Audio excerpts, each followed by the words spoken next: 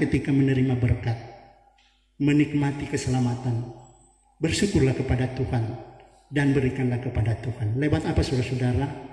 Syukur kita kepada Tuhan. Ya lewat pemberian persembahan kita kepada Tuhan.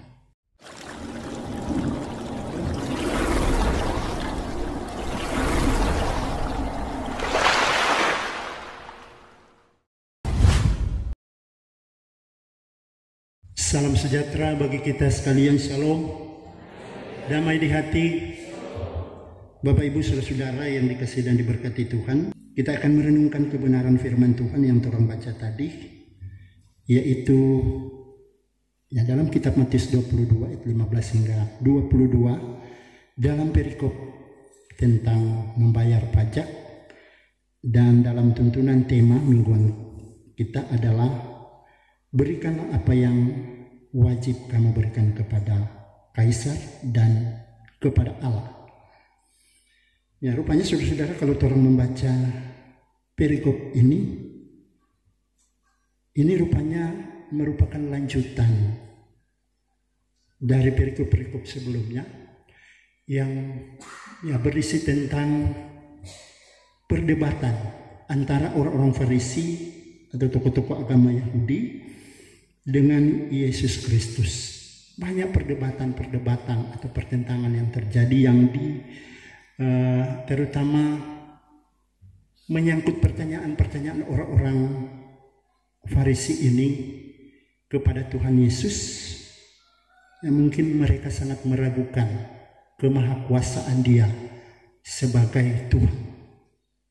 Sehingga saudara-saudara, dengan berbagai pertanyaan yang dilontarkan, yang disampaikan kepada Yesus, maka Tuhan Yesus memakai atau menggunakan beberapa perumpamaan untuk menjawab pertanyaan-pertanyaan orang-orang Farisi ini.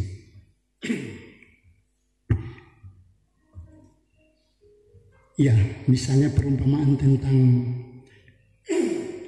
penggarap kebun anggur, atau perumpamaan tentang perjamuan kawin. Itu yang diutarakan oleh Tuhan Yesus untuk menjawab beberapa pertanyaan-pertanyaan yang disampaikan oleh orang-orang Farisi. Ini orang-orang Farisi, saudara-saudara, artinya dikatakan bukanlah orang-orang yang gampang-gampangan atau biasa-biasa. Mereka dikategorikan atau dikatakan sebagai orang yang luar biasa. Sebab apa saudara-saudara, orang Farisi ini kalau terang buka atau terang lihat di kamus Alkitab, mereka adalah suatu golongan para nabi dan ahli Taurat yang sangat berpengaruh. Mereka berpegang pada Taurat Musa dan pada adat istiadat nenek moyang.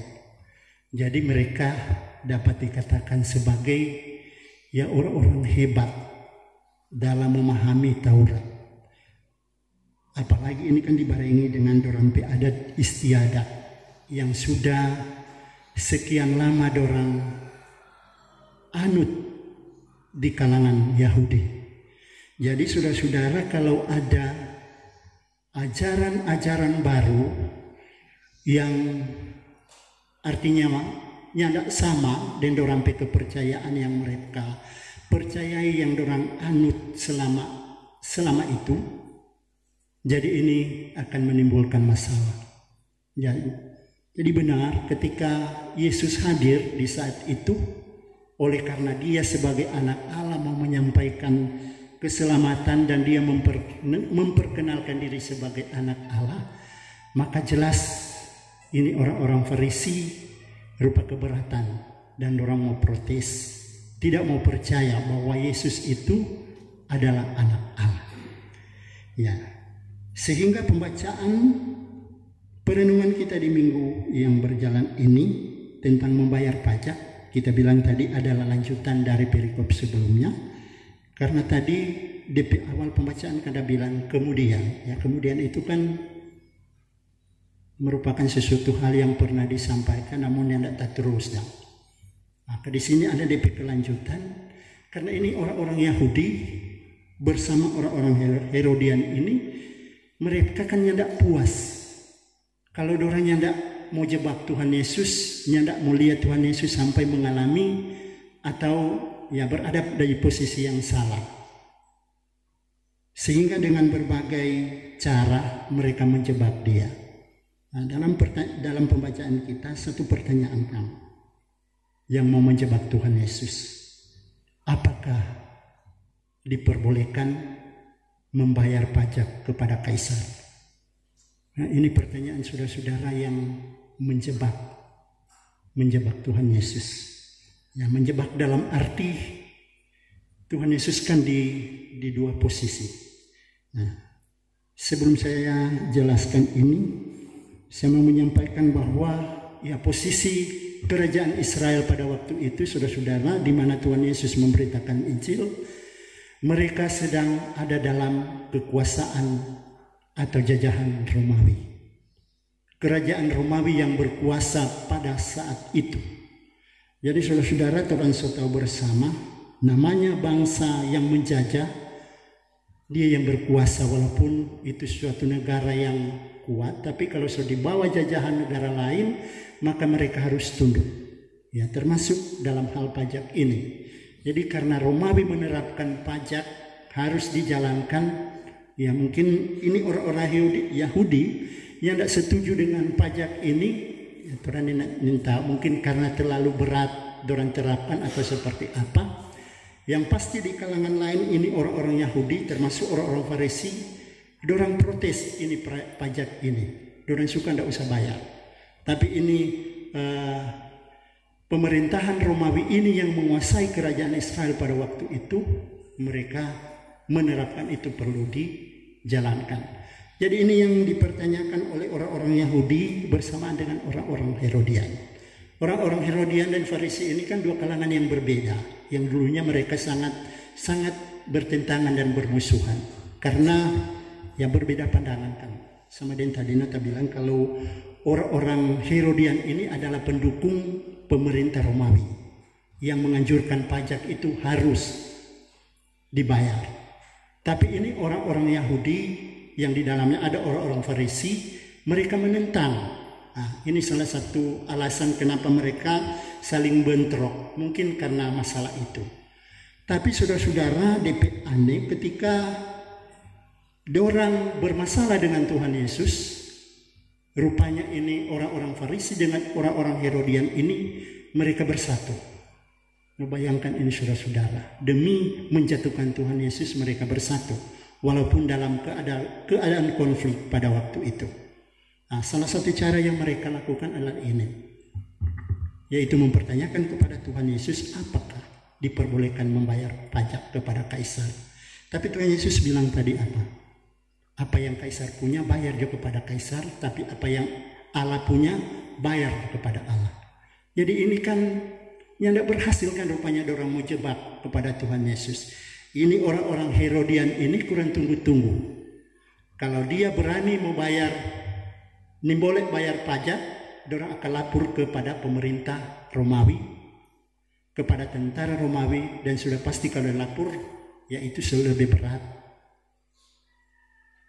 Kemudian kalau Yesus mengatakan mesti bayar, kalau Yesus mengatakan mesti bayar, pasti ini orang Farisi, orang Yahudi, mereka akan menuduh Yesus bahwa Yesus sebagai pengkhianat, bahwa dia adalah bagian atau ya katakanlah sebagai warga orang Yahudi yang menentang pajak pada waktu itu. Jadi ini kan Tuhan Yesus bingung, dilema dalam dua sisi ini. Tapi sebagai Tuhan yang Maha Kuasa, dia tidak bingung kan menjawab pertanyaan ini. Dia cuma ambil itu koin, itu doi, dia semua kasih tunjuk pak orang Farisi dan orang Herodian, DP gambar dengan jawaban berikanlah kepada kaisar apa yang kaisar punya dan berikanlah kepada Allah apa yang Allah punya. Nah ini saudara-saudara sebuah kisah cerita tentang membayar pajak yang telah ambil dalam kitab Matius ini yang menghantar kita untuk mengerti, memahami bagaimana tugas tanggung jawab iman kita sebagai orang yang percaya kepada Tuhan. Ya, teristimewa dalam hal tanggung jawab iman sebagai anggota jemaat, tapi juga tanggung jawab kita sebagai warga negara. Ya. Pertama orang mau bicara dulu tugas tanggung jawab kita sebagai warga negara. Minggu depan orang ada di 80 tahun kemerdekaan Republik Indonesia. Jadi mulai tanggal 1, saudara-saudara, pemerintah sudah menganjurkan kepada kita, baik dari pusat atau sampai kepada lurah, palak, ketua RT, ketua RW untuk memasang bendera, kemudian bersih-bersih di kintal, di jalan, dan lain-lain sebagainya. Nah, saudara-saudara, ini tugas tanggung jawab kita. Apakah orang ada respon terhadap program pemerintah yang telah mereka sampaikan kepada kita?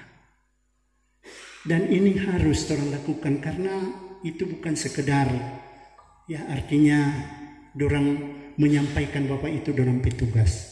Tapi saudara-saudara, sebagai wujud tanggung jawab kita sebagai warga gereja, sebagai warga masyarakat, apalagi orang sebagai warga Gemim, orang bekerja sama kan artinya terjalin bagus dengan para pemerintah, dengan negara ini. Berbeda dengan hubungan yang terjalin di zaman Tuhan Yesus. Dalam pemerintahan ini kan rupanya dompet hubungan yang tidak sejalan. Pertentangan itu terjadi antara orang percaya dengan pemerintah yang ada. Ini boleh heran kan, namanya kalau kekuasaan Romawi itu kan kerajaan yang tidak menyembah dan tidak percaya kepada Tuhan Yesus. Jadi wajar-wajar saja kalau orang yang tidak setuju apa yang disampaikan oleh Tuhan Yesus. Tapi bagi orang, saudara-saudara, di zaman sekarang ini kerjasama antara gereja pemerintah itu kan sangat luar biasa. Pemerintah menunjang apa yang diprogramkan oleh gereja. Begitu juga orang sebagai warga gereja menunjang program-program pemerintah yang ada. Nah, selanjutnya saudara-saudara, tugas tanggung jawab kita sebagai warga jemaat. Apa itu saudara-saudara? Kalau menurut Tuhan Yesus, yang Tuhan Allah punya apa-apa? Yang Tuhan Allah punya pada orang itu adalah terampe nafas kehidupan ini. Dan apa yang Tuhan kasih pada Tuhan? Yang Tuhan kasih pada Tuhan adalah terampe ucapan syukur. Karena itu saudara-saudara, ketika menerima berkat, menikmati keselamatan, bersyukurlah kepada Tuhan dan berikanlah kepada Tuhan. Lewat apa saudara-saudara? Syukur kita kepada Tuhan. Ya lewat pemberian persembahan kita kepada Tuhan. Oleh karena itu Bapak Ibu saudara-saudara, ya berbicara tugas tanggung jawab kita. Kalau orang mau evaluasi, ini bukan membebani jemaat Bapak Ibu saudara-saudara, badan pekerja dan para majelis kolom saudara-saudara setiap bulan mengedarkan sampul. Apakah itu sampul perpuluhan, sampul hari ulang tahun kelahiran, sampul hari ulang tahun pernikahan. Saudara-saudara, perlu kita ketahui bersama, siapa punya itu, untuk apa itu. Jadi saudara-saudara, tolong perhatikan akan jangan sekedar terima, kemudian taruh di meja sampai berapa bulan, berapa tahun, tidak pernah dikembalikan ke perbendaharaan jemaat. Ketika sudah disampaikan, sudah diberikan kepada jemaat itu saudara-saudara, itu adalah permintaan untuk menopang setiap pelayanan pekerjaan Tuhan. Jadi Bapak Ibu sebagai orang yang dikasihi dan diberkati Tuhan, mari kita memperhatikan tugas tanggung jawab bahkan kewajiban kita, baik sebagai warga gereja, tapi juga terutama sebagai warga jemaat dalam menopang setiap pelayanan pekerjaan Tuhan. Artinya kok ya kadang-kala orang memenuhi segala persyaratan, bahkan juga segala tuntutan-tuntutan itu Kadang-kala kan orang selalu berpikir, oh ini kemungkinan kok cuma untuk orang ini, untuk orang itu. Orang tidak pernah berpikir bahwa ini saudara-saudara adalah wujud terampai tanggung jawab iman untuk menopang setiap pelayanan pekerjaan Tuhan. Jadi kan Bapak Ibu saudara jemaat yang saya hormati yang kasih dalam Tuhan, bukan cuma jemaat yang memberikan itu. Para pelayan Tuhan, para diaken, penatua, pendeta pun memberikan itu. Jadi kalau ada anggapan-anggapan jemaat yang mau berpikir semua kuat, paling kuat untuk dorang, untuk menentukan dorang. Memang ketuk dorang sebagai hamba-hamba Tuhan sudah diatur untuk menerima itu. Karena itu memang merupakan dorang bagian sebagai pelayan Tuhan. Harus menikmati itu. Tapi bukan berarti ngana mau tuduh dorang ada pakai itu sepenuhnya. Tidak demikian. Karena itu sebagian dipakai untuk menopang setiap dorang pelayanan-pelayanan yang ada. Nah ini beberapa pesan firman saudara-saudara. Tapi juga ada pesan lain yang terang pelajari dari pembacaan firman Tuhan ini. Nah tadi saudara-saudara sebelum orang Farisi mengajukan pertanyaan kepada Tuhan Yesus, dorang kan puji-puji dulu kan. Dorang puji dulu Pak Tuhan Yesus, seorang guru yang baik, begini. Mar, ternyata kotek dalam tujuan yang tidak bagus. Nah ini juga jadi pelajaran bagi orang. Jangan cuma angka-angka orang, puji-puji orang, mar ada di tujuan tertentu. Setelah tak ikut DP mal, dia cuma ada angka orang, kemudian dia kasih ciri. Itu kan cara-cara yang tidak bagus. Ini suatu pelajaran yang sangat berharga bagi kita sebagai orang yang percaya kepada Tuhan pada perenungan di minggu yang berjalan ini. Jadi cara-cara seperti ini dalam persekutuan jemaat, persekutuan gereja, ya kalau boleh tidak ada. Sebab kalau ada cara-cara seperti ini, setengah mati memaju persekutuan jemaat. Kalau ada orang-orang puji-puji DP terakhir ketik cuma mau jatuhkan itu orang-orang tertentu. Ini sama yang dialami oleh orang-orang, yang dilakukan oleh orang-orang Farisi. Jadi mudah-mudahan di antara orang tidak ada hal-hal seperti ini. Kemudian yang terakhir saudara-saudara, ini orang-orang Farisi dengan bermacam-macam cara mencari-cari kesalahan Tuhan Yesus. Padahal saudara-saudara Tuhan Yesus ini kan menyampaikan sesuatu hal yang baik, yang benar. Marnya tidak berhenti-berhenti ini orang mencari sampai salah. Ini kan jadi pelajaran bagi orang sekalian. Kurang cari-cari orang pesalahnya tidak baik. Artinya yang tidak berperiksa, yang balia, tapi diri ini bagaimana sampai di mana? Apakah kita sotere atau masih babengkok? Kurang cari orang-orang, kurang lihat orang-orang pebengkok, sementara kita pediri nyandak tere. Jadi ini jadi pelajaran bagi kita sekalian. Jadi dalam menata kehidupan kita ke depan, mari kita selalu belajar dari kebenaran firman Tuhan, teristimewa dalam pembacaan kita di minggu yang berjalan ini. Tuhan memberkati kita sekalian. Amin.